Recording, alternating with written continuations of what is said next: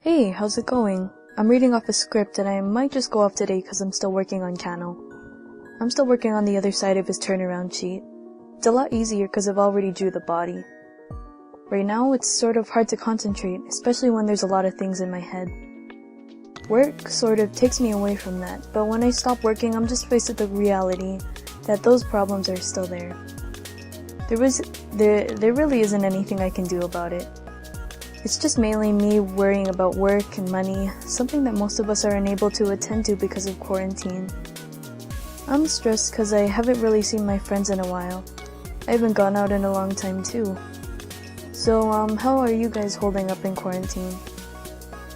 The only reason why I'm feeling stressed and pressured right now is because I have online classes.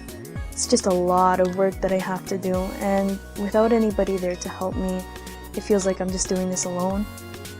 There's a lot of resources online right now, but it's just a lot of work, and yesterday I took a bunch of notes and I just got so exhausted. I have 39 pages worth of notes that I have to take down, and I'm 4 lessons behind, so maybe after this I'm going to take some of the tests. Anyways, at least it isn't lonely here. I'm with my sister, my mom, and my dad most of the times. It isn't the best thing to complain, but having an outlet to vent out just somewhere is nice. So in order to keep myself from overthinking about the world's problems, I'll just continue to narrate this video.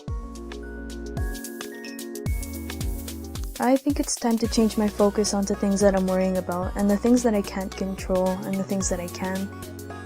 Like the way I think and what I want, and what I hope for the future. Things that'll lighten up my mood and create more productivity. Overthinking and worrying never helped anyone.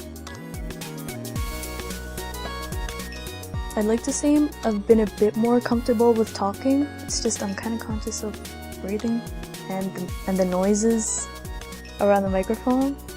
I think I'll be more comfortable if there isn't a script that I have to read off of. Sometimes it feels like I'm reading mindless words off of a screen. But then I realize that it's me communicating what I really want to. Does anyone else relate?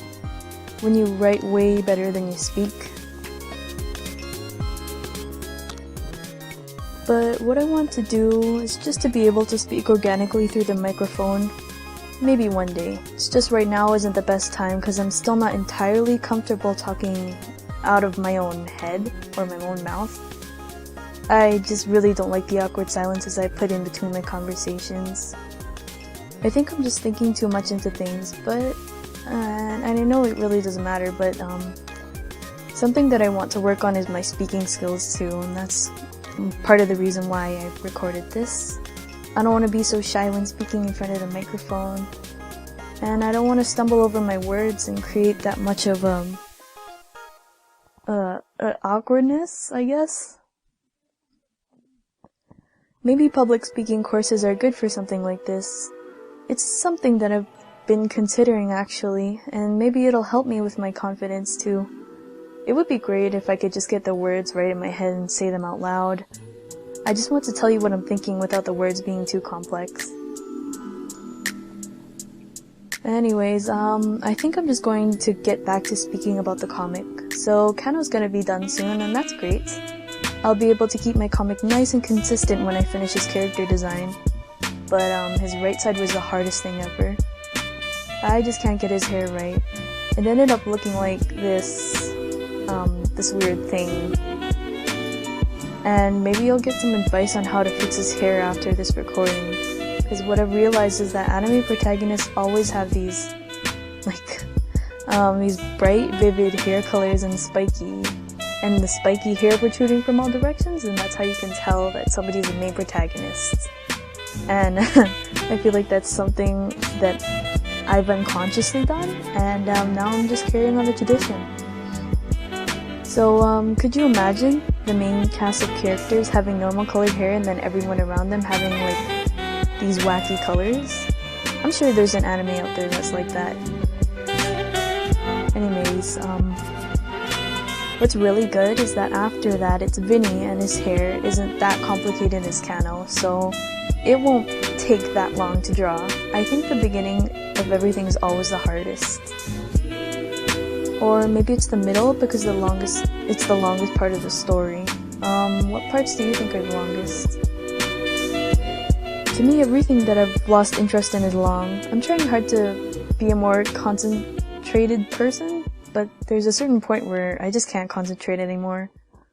It's like my attention span is shrinking.